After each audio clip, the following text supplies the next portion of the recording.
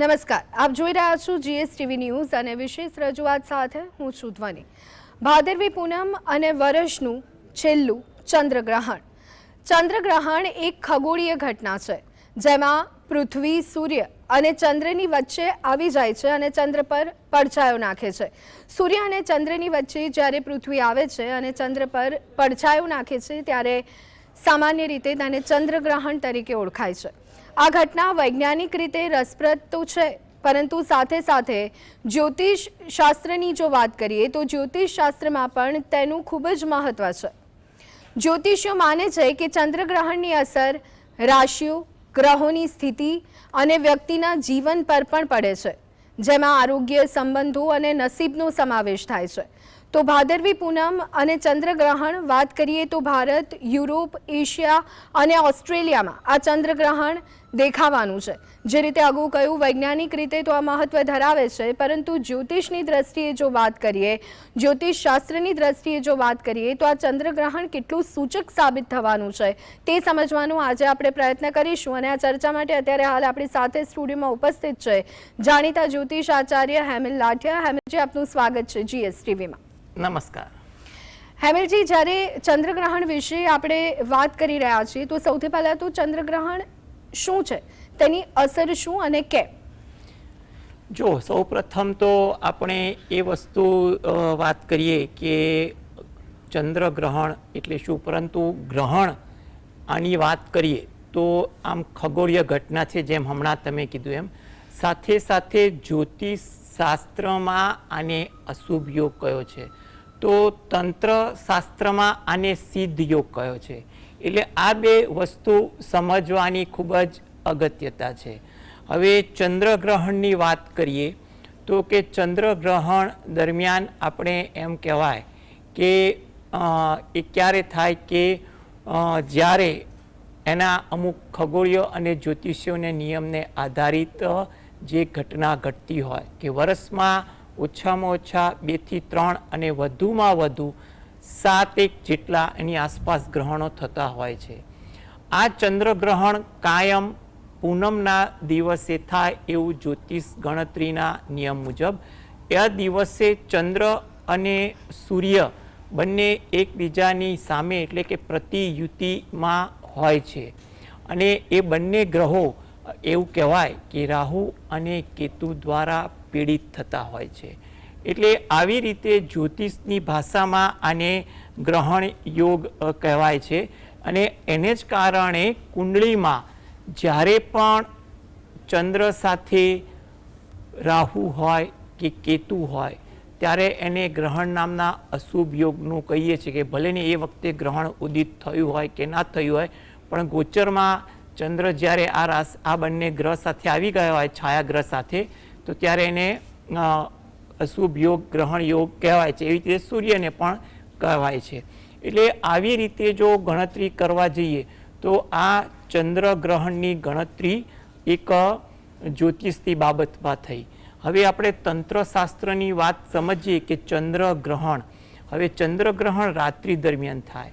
આપણે ત્યાં જોવા જઈએ ને તો દિવાળીની રાત્રિ, મહાશિવરાત્રિની રાત્રિ અને કાલ રાત્રિ, એટલે મીન્સ કે પેલું એ રાત્રિ કે જે દિવસે મંગળવાર હોય વદ પક્ષનો અને એ દિવસે અમાસનો ભાગ હોય એને સિદ્ધ યોગ વાળી, અને એ ઉપરાંતની આ ગ્રહણવાળી રાત્રિ, ચંદ્રગ્રહણની રાત્રિ એ સિદ્ધ યોગવાળી તંત્રશાસ્ત્રના સિદ્ધાંતોમાં કહે છે। એટલે એનું આ અલગ મહત્વ છે। એટલે કે એ રીતે ગણતરી કરવા જઈએ ને તો આમાં તમારે કંઈ પણ પ્રકારની મંત્ર સિદ્ધિ કરવી હોય ને તો એનું અનેક ગણું ફળ મળે છે। એટલે આવી રીતે આપણે ગણતરી કરવા જઈએ તો ખગોળની દ્રષ્ટિએ થોડીક વ્યાખ્યા અલગ પડતી હશે, જ્યોતિષશાસ્ત્રની દ્રષ્ટિએ આની સમજૂતી અલગ છે, અને તંત્રશાસ્ત્રની દ્રષ્ટિએ પણ આની વસ્તુ અલગ છે।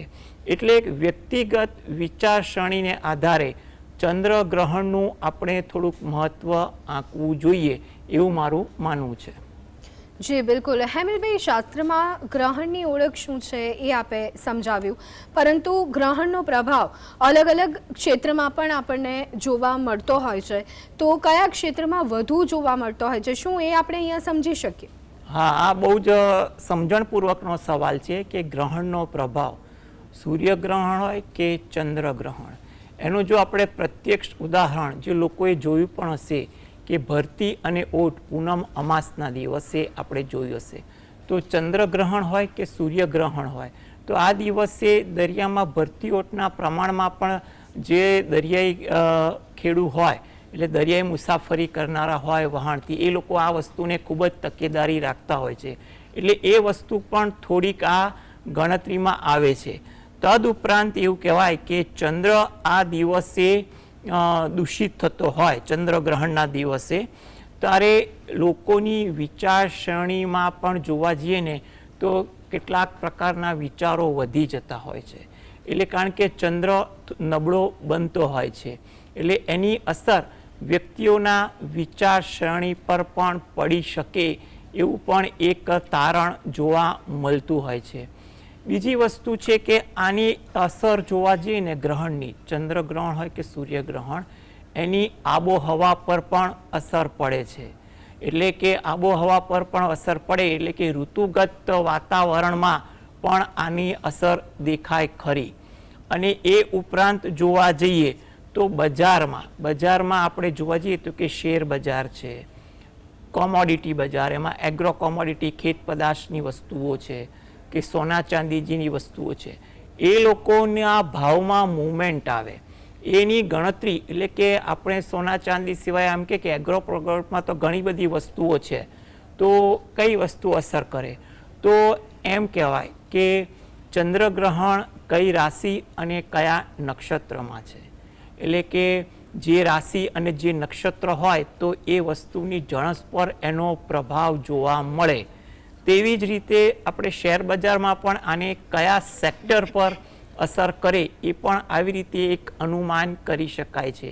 અને એમાં પણ બીજું કે શેર બજારની ગણતરી કે હાલમાં શેર બજાર કેવી પરિસ્થિતિ રહેશે, કોમોડિટી બજાર, એ ગ્રહણ શરૂ થાય ને એની એક કુંડળી બનાવવામાં આવે છે, એને આધારે બજારની ઓવરઓલ વ્યાખ્યા પણ નક્કી કરવામાં આવતી હોય છે.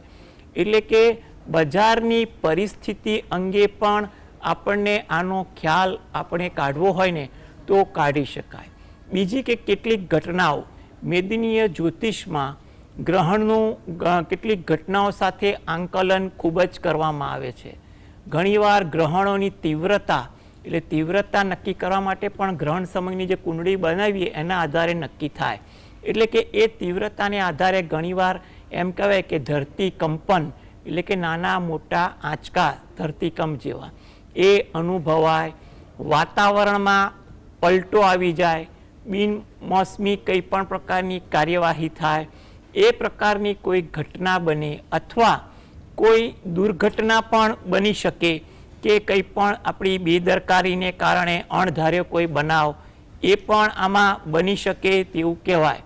ઉપરાંત મેદનીય જ્યોતિષમાં આ પણ ગણતરીમાં મૂક્યું છે કે રાજકીય, એટલે અત્યારે આપણે રાજકીય કે પહેલાંના જમાનામાં રાજાઓની પરિસ્થિતિનો આમાં ઉલ્લેખ છે, એટલે કે એ બાબતોની કેટલીક ઘટનાઓનું આપણે આમાં અનુમાન કરી શકાય કે રાજ્ય, એટલે કે દેશાવરમાં શું આની અસર થઈ શકશે, એટલે દેશાવરમાં એમ કે દેશની પ્રજા પીડા ભોગવશે કે દેશનો રાજા એટલે કે સરકાર પીડા ભોગવશે, અને કેટલો સમય, કારણ કે દરેક ગ્રહણની તીવ્રતા નક્કી નથી હોતી કે આ ગ્રહણ હોય એટલે કે ઓછામાં ઓછા આટલી તીવ્રતાવાળું જ ફળ મળે.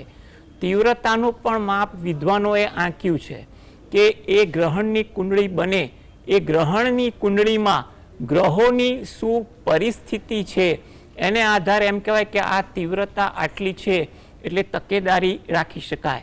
જેમ કે આપણે 2019માં 7 ગ્રહણો હતા અને એમાં તીવ્રતાવાળું ગ્રહણ ડિસેમ્બરમાં જોયું હતું, એની અસર આપણે સમગ્ર દેશ અને વિશ્વમાં પણ જોઈ હતી.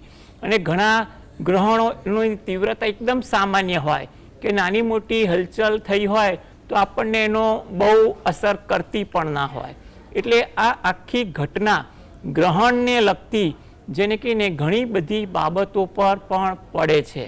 એમાં પણ જે ઋતુમાં હોય, એટલે કે શિયાળામાં ગ્રહણ થયું હોય, ઉનાળામાં થયું હોય કે ચોમાસામાં થયું હોય, તો એ દરમિયાન એ ઋતુની અસરમાં શું વધઘટ કરે છે નજીકના ગાળામાં, એનું પણ એ ગ્રહોના ગોચર દરમિયાન આપણે અનુમાન કરી શકીએ છીએ. એટલે કે આ ગ્રહણ પરિસ્થિતિમાં ઘણી બધી બાબતોનું આપણે આકલન કરી શકીએ. જી બિલકુલ, એટલે લગભગ કહી શકાય કે તમામ ક્ષેત્ર પર વધતા ઓછા અંશે ચંદ્રગ્રહણનો પ્રભાવ જોવા મળતો હોય છે. અહીંયા શેર બજારની વાત કરીએ, પાછલા થોડા દિવસોમાં જે રીતની સ્થિતિ જોવા મળી રહી છે, ક્યારેક ચઢાવ તો ક્યારેક ઉતાર, તો હવે આ ચંદ્રગ્રહણનો પ્રભાવ જે છે એ શેર બજાર પર કેવો જોવા મળશે એ વિશે આપણે વિગતવાર વાત કરીએ તો આપને શું લાગી રહ્યું છે હેમેલભાઈ? જો આપણે શેર બજારની વાત કરીએ તો આપણે ભારતીય બજારની આપણે ગણતરી કરીએ તો એમાં એવું કહેવાય કે આ બજારમાં આ જે ગ્રહણ ચંદ્રગ્રહણ બન્યું, ચંદ્રગ્રહણ રવિવારે રાત્રે છે, પુણ્યકાલ એનો છે ને સોમવારે છે, એટલે આપણે ત્યાં બજાર સોમવારે ખુલી રહ્યું છે.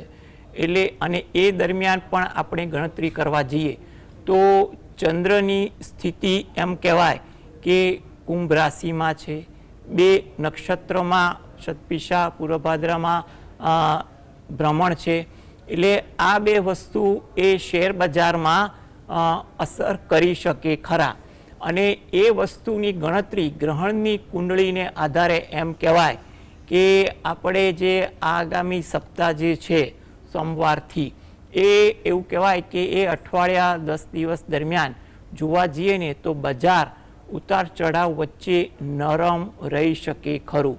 એમાં પણ જોવા જઈએ કે ગ્રહણની અસરમાં આપણે ગણતરી કરવા જઈએ તો શતભિષા નક્ષત્ર કર્યું તે જે એ રાહુનું નક્ષત્ર છે, તો બુધવારના દિવસે જે આદ્રા નક્ષત્ર આવે છે, તો બુધવાર અને આદ્રા નક્ષત્ર એટલે બુધવારનો દિવસ ખૂબ જ બજાર માટે સેન્સિટિવ સાબિત થઈ શકે તેવું પણ એક અનુમાન લગાડી શકાય ખરું. તદુપરાંત ઉતાર ચઢાવ વચ્ચે આપણે જોવા જઈએ તો સેક્ટર વાઇઝ શિપિંગ સેક્ટર છે, એક્સપોર્ટ સેક્ટર છે, ફાર્મા છે, એફએમસીજી છે, કે પછી એમ કહીએ કે ફૂડ ઇન્ડસ્ટ્રીઝને લગતા કોઈ સેક્ટર હોય, એમાં મૂવમેન્ટ બહુ આવે.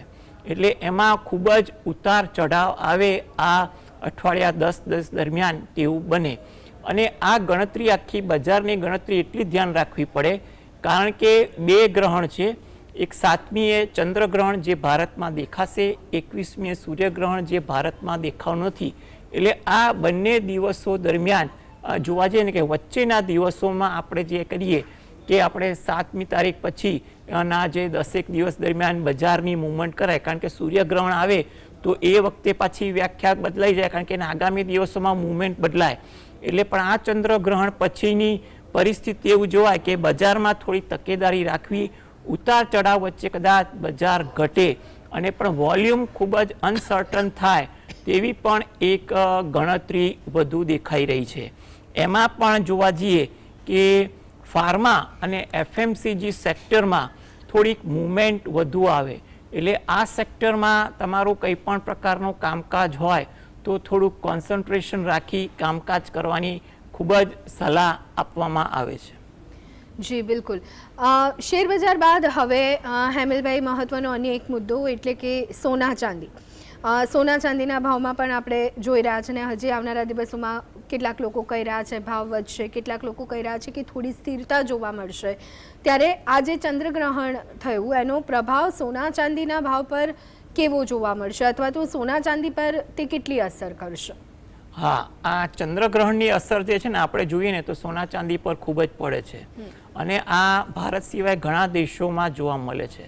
અને સોના ચાંદીની મૂવમેન્ટ વૈશ્વિક બજાર પર થોડીક વધુ રહેતી હોય છે. ધારો કે આપણે શેર બજારની રહેતી હોય છે વૈશ્વિક અસર, પણ સોના ચાંદીની મૂવમેન્ટ પર વધુ રહેતી હોય છે. તો એ ગણતરી કરવા જઈએ ને તો એટલું કહેવાય કે સોના ચાંદીમાં ખૂબ જ ફ્લક્ચ્યુએશન થાય અને એમાં ચાંદી ખૂબ જ છેતરામણીની ચાલ રમે. હવે સોના ચાંદીમાં આ ગ્રહણના નિયમમાં એટલું છે કે તમારે એક જ્યોતિષમાં એક પદ્ધતિ છે સર્વતોભદ્ર પદ્ધતિ, એટલે કે એમાં હાલમાં ગુરુ કયા નક્ષત્રમાં છે, શુક્ર કયા નક્ષત્રમાં છે, રાહુ કેતુ સૂર્ય અને મંગળ બુધ એ બધા નક્ષત્રોમાં જે ચંદ્રની મૂવમેન્ટ થઈ, એ ચંદ્રની મૂવમેન્ટમાં કઈ જગ્યાએ વેધ કયા ગ્રહ સાથે થાય છે એની એક પ્રાથમિક ગણતરી સોના ચાંદીના બજારમાં કરવી એ અગત્યની બને, કારણ કે એ ખૂબ જ સેન્સિટિવ દેખાય છે અને એને ગણતરી કરવા જઈએ ને તો આ બજારમાં એટલું કહેવાય કે આ ગ્રહણ કદાચ સોના અને ચાંદીમાં ચંચળતા વચ્ચે થોડો સમય ઘટાડો બતાવે અથવા ભાવ થોડો વખત સ્ટેડી થઈ જાય તેવું બને. એટલે કે આમાં અત્યારે જોવા જઈએ ને જે અત્યારે સોના ચાંદીમાં જે ખૂબ જ ઉતાર ચઢાવ દેખાઈ રહ્યા છે એ ઉતાર ચઢાવ એકદમ ઓછા થઈ જાય અથવા થોડા વખત માટે છેતરામણીની ચાલ પેટે ઘટાડો પણ થઈ શકે તેવી એક ગણતરી બની શકે ખરી.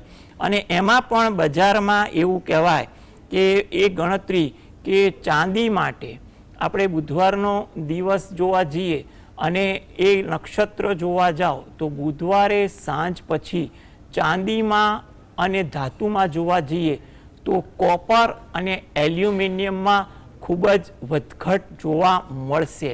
એમાં એટલું કહેવાય કે જજમેન્ટ લેવું અઘરું પડે એ પ્રકારની મૂવમેન્ટ જોવા મળી જાય તો કદાચ નવાઈ નહીં.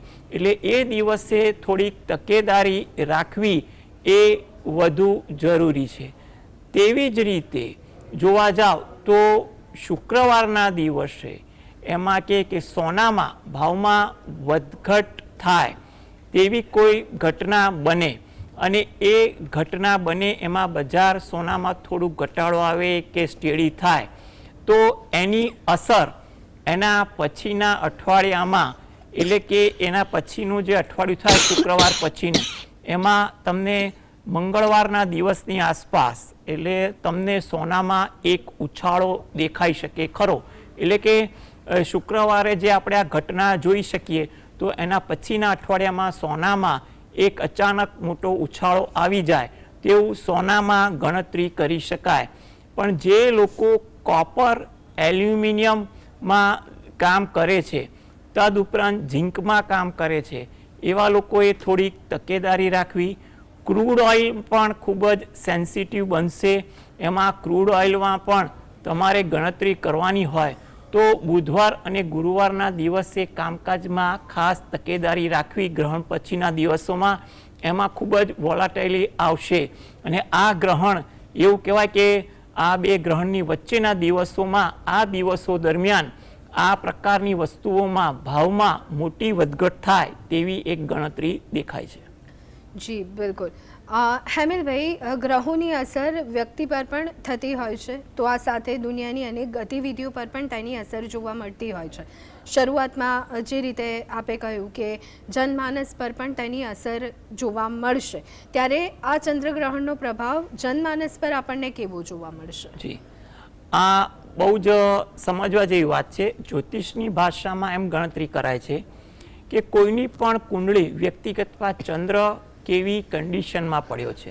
હવે ધારો કે જન્મ કુંડળીમાં ચંદ્ર સારી કન્ડિશનમાં છે, સ્વગૃહ એટલે કર્કનો કે વૃષભનો, તો આના પર કોઈ શુભ ગ્રહની અસર હોય તો સારું, અશુભ ગ્રહની અસર હોય તો મધ્યમ. પરંતુ કોઈની કુંડળીમાં ચંદ્ર સાથે ઓલરેડી રાહુ કેતુ કે શનિ પડેલા છે જેવા પાપગ્રહ, એવા લોકોના સ્વભાવમાં થોડોક ઉદ્વેગ આવી શકે ખરા.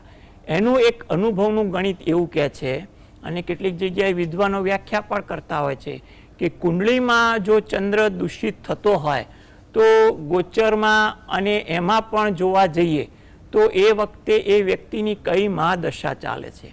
જો એ વખતે એની રાહુ કેતુ કે શનિની મહાદશા ચાલતી હોય તો તેવા વખતે એ વ્યક્તિના સ્વભાવમાં નિર્ણય લેવામાં ઉશ્કેરાટ આવે. તેવી જ રીતે શનિનું ભ્રમણ ચંદ્ર પર હોય એટલે કે 7.5નો પ્રભાવ હોય, અથવા માની લો કે કોઈ ગણતરીથી નાની પનોતી હોય અને અથવા શનિની મહાદશા એમ કીધું, ત્યારે પણ એ વ્યક્તિની વિચારસરણીમાં કંઈ પણ પ્રકારના તફાવત જોવા મળી શકે છે. ગ્રહણના આગલા દિવસ અને પાછલા દિવસ એટલે આ 3 દિવસ એટલે એ દિવસે એના નિર્ણય શક્તિ પર થોડીક અસર પડે એવું એક અનુમાન જ્યોતિષ ગણતરીને આધારે થઈ રહ્યું છે. કારણ કે ચંદ્ર નબળો હોય ને એ સીધી અસર વિચારસરણી પર કરે તેવું લાગી રહ્યું છે. જી હેમિલભાઈ, આપણે સામાન્ય રીતે કોઈ નેતા પર વાત ના કરીએ, કોઈ પક્ષ પર વાત ના કરીએ, પરંતુ રાજકીય ઘટનાઓની જો વાત કરીએ તો ચંદ્રગ્રહણની આ અસર રાજકીય ઘટનાઓ પર આપણને કેવી જોવા મળશે? બિલકુલ. હવે આ વસ્તુ છે ને ખૂબ જ સમજવાની છે. આપણે ચંદ્રગ્રહણમાં રાજકીય ઘટના તો વૈશ્વિક રીતે તો પડે, પરંતુ ભારતમાં એક નોંધ એ રહે છે કે ભારતની મંગળની મહાદશા શરૂ, એમાં પણ 2 ગ્રહણ, એક દેખાશે એક નહીં દેખાય. અને રાજકીય ઘટના ગણતરી કરવા જઈએ તો ભારતની આ વૃષભ લગ્નની કુંડળી અને જે આ ગ્રહણ શરૂ થયું એની મેષ લગ્નની કુંડળી, એટલે ભારતના રાજકીય ગતિવિધિ જોવા જઈએ ને તો અનિર્ણિત, આકસ્મિક, એટલે કે લોકોને અચરજ પમાડે તેવા નિર્ણયો તમને નજીકના 2-3 મહિનામાં જોવા મળે તેવું લાગી રહ્યું છે. કારણ કે કંઈ પણ રાજકીય વ્યક્તિ, રાજકીય નેતા, એની નિર્ણય શક્તિ ક્યારે બદલાય, કયું નિર્ણય લે, એની શું અસર થાય, એ અત્યારે જોવા જઈએ ને તો આ પરિસ્થિતિમાં ખૂબ જ મુશ્કેલ ભર્યું લાગે છે. કોઈ મોટા ગજાના નેતાઓને કોઈ દ્વિધા ઊભી થાય કે કોઈ વિવાદમાં સંપડાઈ જાય અથવા નિર્ણય લેવામાં કટોકટી થાય, અપજશ મળે તેવી સ્થિતિ અત્યારની ઘટનાઓમાં રાજકીય બાબતોમાં થઈ રહી છે. કંઈ પણ પક્ષનો, કંઈ પણ લેવલનો રાજકીય નેતા હોય એને ક્યાંક દ્વિધાઓ તો પોતાના એક કહેવાય ને કે લેવલ પૂરતી આવી શકે તેવું તો છે જ. એટલે એ લોકોની નિર્ણય શક્તિ, વિચાર શક્તિ પર અસર તો કરે તેવું લાગી રહ્યું છે. જી હેમિલભાઈ, અત્યારે જે રીતની સ્થિતિ દેશમાં જોવા મળી રહી છે, કુદરતી આફતો એક પછી એક ચાલુ છે. પંજાબની વાત કરી લઈએ, હિમાચલ પ્રદેશની વાત કરી લઈએ, ભૂસ્ખલન, ક્યાંક વરસાદ, આ રીતની સ્થિતિ છે. ત્યારે આ બાબતને લઈ અને ચંદ્રગ્રહણની કેવી અને કેટલી અસર, સાથે ઋતુઓ પર જો વાત કરીએ તો ઋતુચક્ર પર કેવી અસર જોવા મળશે આ ચંદ્રગ્રહણની? હા, જો આ સવાલ છે ને સૌપ્રથમ ઋતુની જ વાત કરી લઈએ કે અત્યારે ચોમાસું ચાલે છે અને ચંદ્રગ્રહણ છે, તો આની અસર, આ ચોમાસાનો વરસાદ આવતા સપ્તાહમાં સારો રહે તેવું લાગી રહ્યું છે. એટલે કે વરસાદનો પ્રવાહ તો દેખાશે જ, પરંતુ વરસાદ પૂરો થાય, સૂર્યગ્રહણ શરૂ થવા છે એટલે ઉકળાટ પણ એટલો બતાવે તેવી પણ એક ગણતરી ઋતુગત આમાં અસર કરશે. કારણ કે સૂર્યગ્રહણની કુંડળી પણ અલગ બતાવી શકે છે. હવે તમારો જે આ પ્રશ્નમાં આગળની જે વાત હતી એમાં જોવા જઈએ ને તો કે આ ગ્રહણની સ્થિતિ તમે સમજો ને તો મેષ લગ્નમાં શરૂ થયું છે. એટલે મેષ લગ્નમાં શરૂ થયું છે ને, પરંતુ એમાં ત્રીજે જે છે ને ગુરુ છે.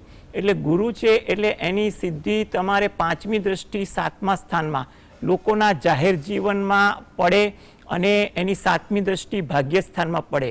એટલે કે લોકોના જાહેર જીવન અને ભાગ્ય પર કોઈ મોટી વિપરીત અસર પડે એવું દેખાતું નથી. હા, પરિસ્થિતિમાં કોઈ ચેલેન્જ કે પરીક્ષા આવે, પરંતુ એ પરીક્ષા ચેલેન્જ પણ પસાર કરી લે તેવી સ્થિતિ આવે, એમાં કોઈ ગભરાટ ફેલાઈ જાય કે મોટી કોઈ તકલીફો દેખાઈ જાય એવી કોઈ આ ગ્રહણ પર ઇફેક્ટ થતી નથી.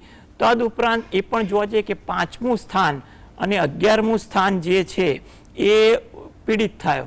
એટલે એને કારણે એવું કહેવાય કે યુવા વર્ગ જે છે એ યુવા વર્ગને એના પ્રશ્નો વધે, ધારો કે એજ્યુકેશનને બાબતમાં હોય કે પછી એમ્પ્લોયમેન્ટ બાબતોમાં હોય, એ એક દ્વિધા ઊભી કરી શકે.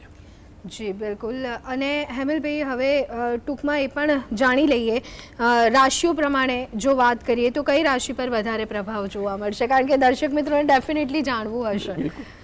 જો સૌપ્રથમ તો એક વસ્તુ એ કહી દઈએ કે અત્યારે રાશિ પરનું બધા લોકોને બહુ મહત્વનું છે, પરંતુ આ ગ્રહણ જે છે એ સિંહ રાશિ અને કુંભ રાશિ પર અસર કરે છે. બાકીની રાશિઓ માટે મધ્યમ છે, પરંતુ આ સિંહ અને કુંભ રાશિને ગભરાવો નથી. એમની કુંડળીમાં સિંહ રાશિ, કુંભ રાશિ જો બળવાન કે શુભ અવસ્થામાં હશે ને તો એ લોકોને બહુ તકલીફો નહીં આવે. એટલે પરંતુ આ 2 રાશિવાળાએ થોડીક ધ્યાન તો રાખવાનું, બીજી કોઈ મોટી ચિંતા જેવું નથી.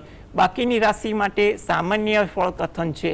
પરંતુ આ ગ્રહણનો એક નિયમ એ છે કે કોઈ પણ રાશિની વ્યક્તિ હોય, કોઈ પણ ઉંમરની વ્યક્તિ હોય, જો ગ્રહણકાળ શરૂ થાય ત્યારે થોડો સમય એક બાજુ બેસી પોતાના આરાધ્ય દેવ કે હનુમાનજીની શિવની ભક્તિ કરે તો ઓટોમેટિક ગ્રહણ પરની કોઈ પણ નકારાત્મક અસર હોય ને એ નિયંત્રણ થઈ જાય.